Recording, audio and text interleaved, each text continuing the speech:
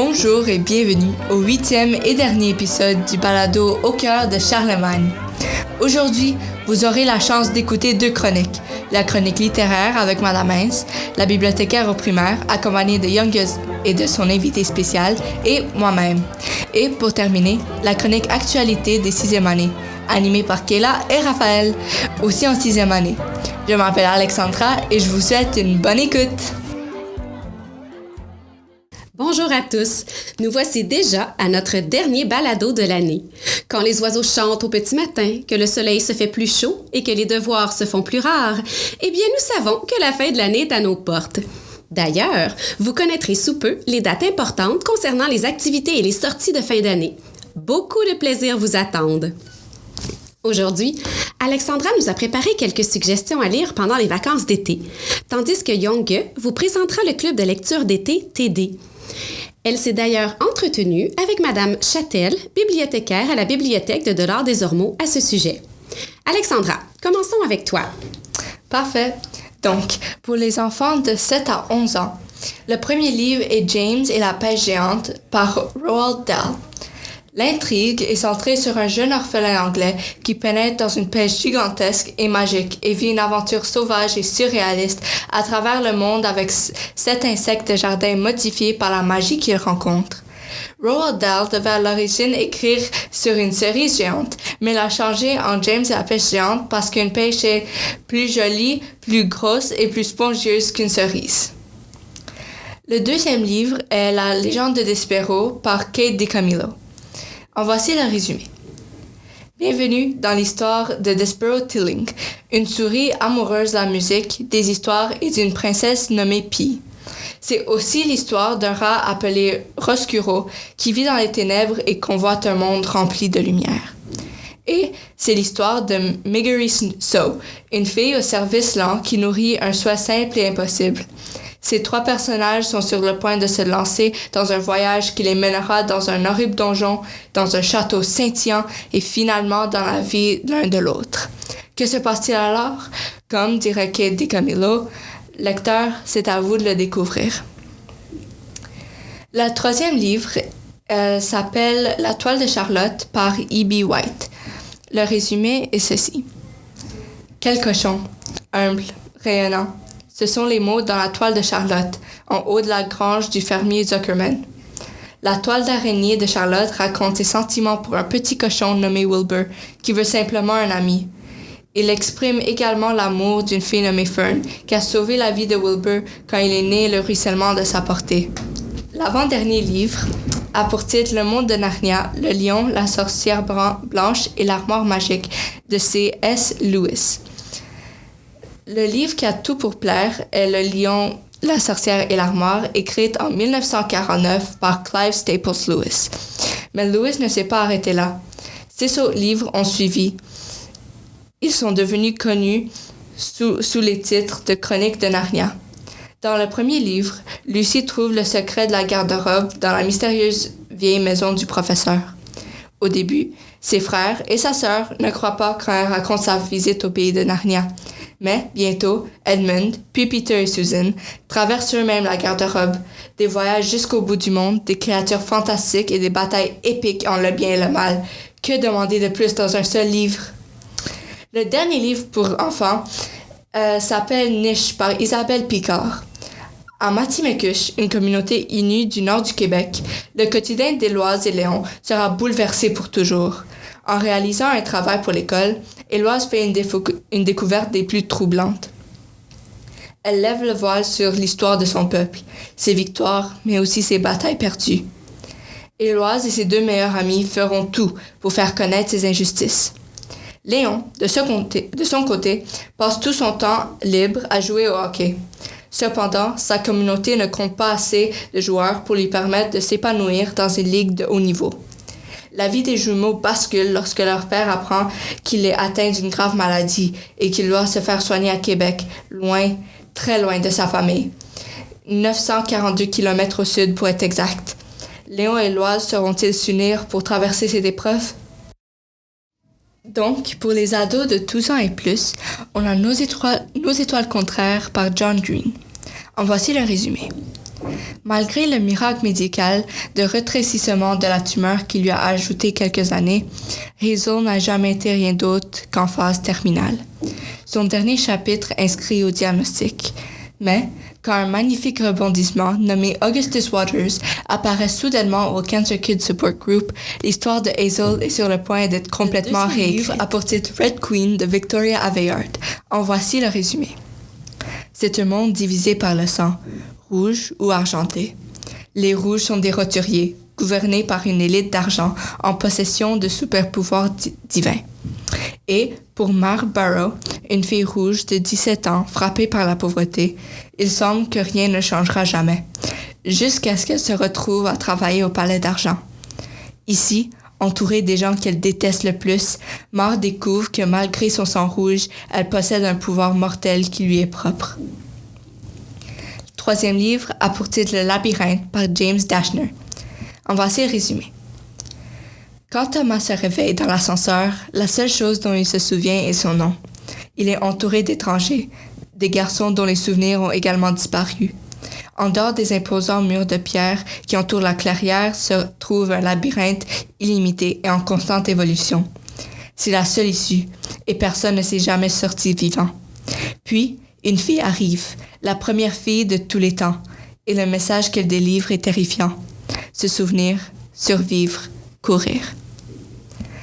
Le quatrième livre a pour titre L'été où je suis devenue jolie par Jenny Han. En voici le résumé. Belly mesure sa vie en été. Tout ce qui est bon, tout ce qui est magique, se passe en les mois de juin et d'août.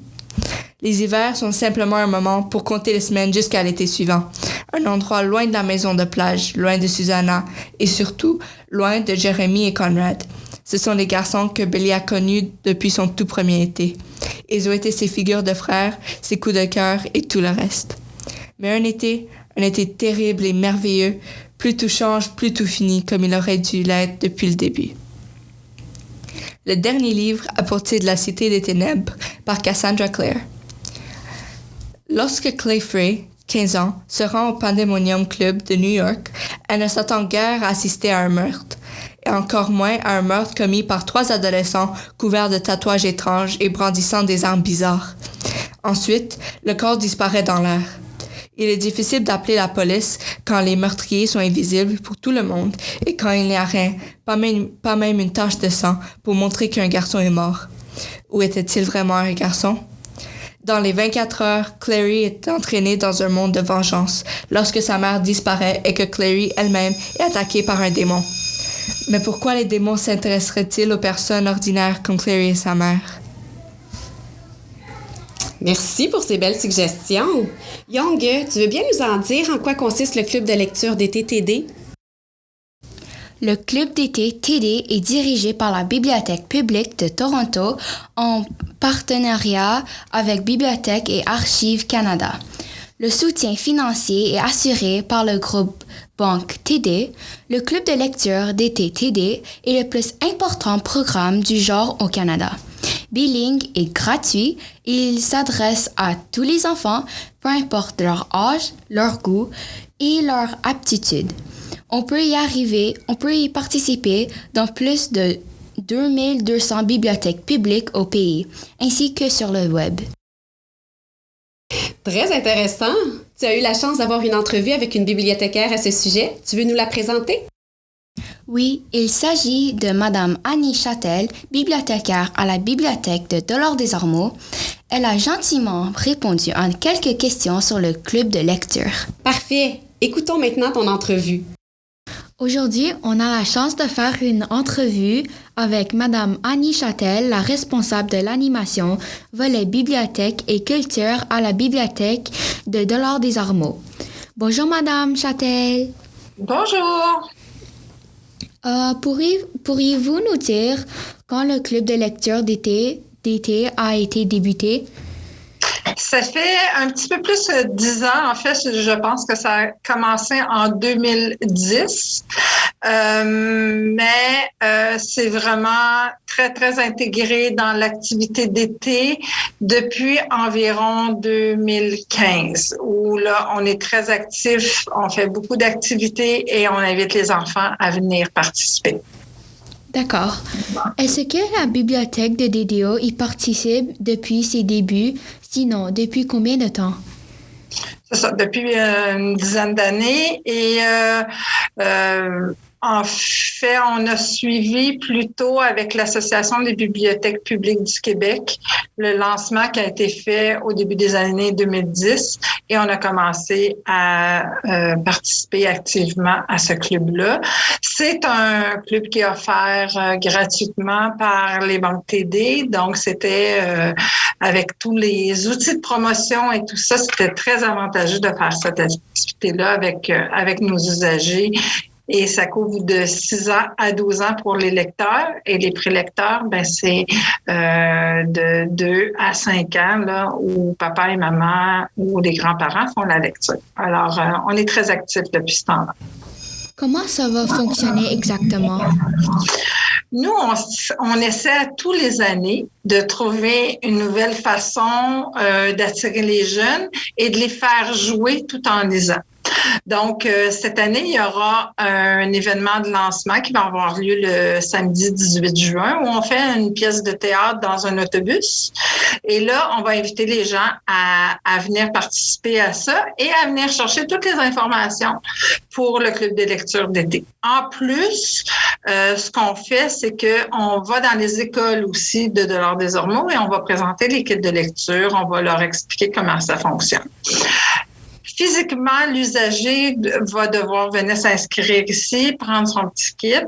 Et ensuite de ça, c'est des séquences de cartes un peu au jeu Uno. Les enfants vont devoir collectionner des cartes avec, numéro 1 à 9, avec aussi la carte frime et accumuler des points pour être en mesure d'accumuler assez de points qui vont leur donner des privilèges. Les privilèges, c'est des privilèges de lecture, des privilèges d'activités, d'ateliers et tout ça. Donc, à toutes les semaines, il y aura une nouvelle carte qui va débuter la séquence de cartes. Et là, l'enfant va devoir se fier sur les défis qu'on lui demande en lecture et terminer ça pour accumuler le nombre de points nécessaires pour le privilège. Donc, c'est pas mal comme ça que ça va fonctionner. D'accord. Ici, à votre bibliothèque, quelles seront les activités proposées pour le club? Allez-vous recevoir des auteurs, par exemple?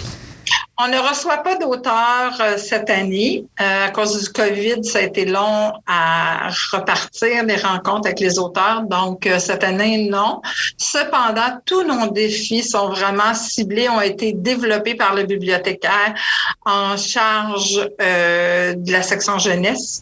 Et ce sont des petits défis de lecture là, très amusants qui vont faire en sorte que les jeunes vont découvrir la collection de la bibliothèque dans la section jeunesse. Ils vont aussi avoir des défis un petit peu plus technologiques. On va avoir un bingo en ligne.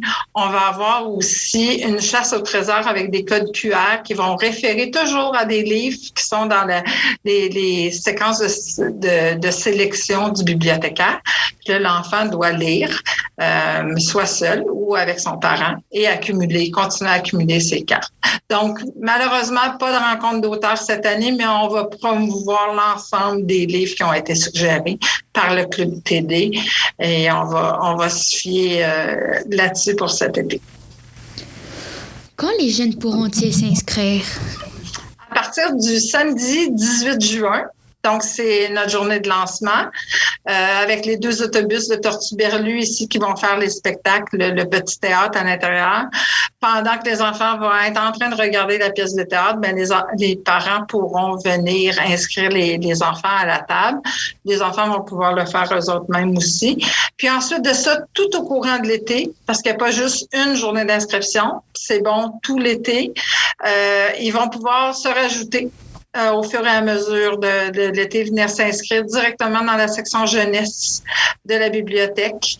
Et là, on va tout leur expliquer comment ça fonctionne. Ils vont devoir s'activer sur les défis, mais ils peuvent le faire tout au long de l'année, mais à partir du samedi 18 juin. D'accord. Merci beaucoup, Madame Châtel. Au plaisir de vous rencontrer très bientôt au Club de lecture. Merci beaucoup. Bon été à tout le monde. Vous aussi. Merci Young. On espère que plusieurs jeunes iront s'inscrire. Je voudrais souligner que, voyant les expositions passées à la bibliothèque, des élèves de la 4e année ont manifesté le désir d'en organiser une pour leur niveau. Donc, dans la semaine du 6 au 10 juin, aura lieu à la bibliothèque une dernière exposition sur les vacances organisée par les 4e années, Ralène, Sarah, Théa et Annine. Vous aurez la chance, comme toujours, de voir cette exposition sur le Facebook du collège. J'en profite aussi pour féliciter nos gradués du primaire qui s'envoleront dès l'automne prochain vers le secondaire. Bravo pour votre parcours et bonne chance pour la suite. Avant de terminer, je tiens à remercier Madame Lapointe de nous avoir donné la chance de tenir une chronique littéraire tout au long de l'année scolaire. Je tiens aussi à remercier mes précieuses collaboratrices Alexandra Nassui et Young Zhang pour leur très bon travail. Sur ce, je vous souhaite de très belles vacances. À bientôt! Bonnes vacances! Bonjour et bienvenue à la chronique des actualités des 6e années. Je m'appelle Raphaël et aujourd'hui je suis accompagnée de Kayla pour le dernier balado de l'année. Lors de ce dernier épisode, nous allons parler de notre graduation des 6e années. Nous avons un mois qui reste d'école et nous voulons vous informer sur les merveilleuses activités qui ont été mises en place pour les finissants du primaire. Premièrement, je parlerai des sorties excitantes organisées pour nous les 6e années. Notre première sortie sera le 15 juin au centre d'escalade d'Action Directe. On passera toute la journée d'été à escalader et bien sûr s'amuser avec nos amis. Notre deuxième sortie agréable, le 17 juin, aura lieu au centre Super Aqua Club. On passera une journée inoubliable où nous, les élèves, pourrons glisser et s'amuser avec nos camarades de 6e année. Le moment le plus marquant de notre dernière année au primaire sera sûrement notre remise de diplôme. Le 21 juin, les élèves de la 6e année ont la chance de s'habiller chic au thème de noir et blanc. Les parents auront aussi la chance de venir à l'école pour voir leur enfant recevoir leur remise de diplôme. Cet événement inoubliable sera suivi par une période d'activité pour les élèves. Pour financer ces événements excitants, l'école a mis en place des levées de fonds, par exemple des journées sans uniforme avec des thèmes variés comme sportifs, jeans, hawaïennes. Les finissants du primaire ont eu la chance d'acheter un coton watté de finissants 2022, un album qui aura plein de souvenirs de notre 6e année et nos photos de graduation. En conclusion, nous voulons remercier plusieurs professeurs et élèves qui se sont impliqués énormément pour organiser des événements spéciaux pour rendre nos 6 années du primaire au Collège Charlemagne si mémorables. Nous voulons absolument remercier la direction du primaire pour avoir rendu possible ces événements et de nous avoir toujours encouragés au courant de notre primaire. Nous voulons aussi donner un gros merci à tous les professeurs de la 6e année pour une merveilleuse année pleine d'amusement. Nous voulons remercier chacun et chacune des élèves et invités qui se sont impliqués et qui ont rendu ces 8 merveilleux épisodes de balado encore plus mémorables. Voici leurs prénoms. La chronique littéraire par Madame Hayes, Younger et Alexandra. La chronique sportive par Clara, Katia et Julia. Oups. La chronique cinéma par Emma et Katerina. La chronique des actualités faite par Madame Vanier, Kayla, Alexia et Raphaël. La chronique écolo par Salma, Hannah et Manuela. La chronique des actualités faite par Simon et Thomas. La chronique actualité faite par Jessica et Zoé. La chronique dictée PGL faite par Émilie, Diana et Sophia. La chronique sportive par Simon et Thomas. Le spécial secondaire en spectacle fait par Lucas, Maria et David et le tout animé par Armand. Et cette semaine, nous avons eu Madame Châtel qui a répondu à des questions posées par Younger. Sans oublier, nous voulons absolument donner un gros merci à Madame Lapointe pour sa contribution aux épisodes de balado. Sans elle, aucun de ces épisodes spéciaux serait possible. Merci Madame. À l'année prochaine. Au revoir.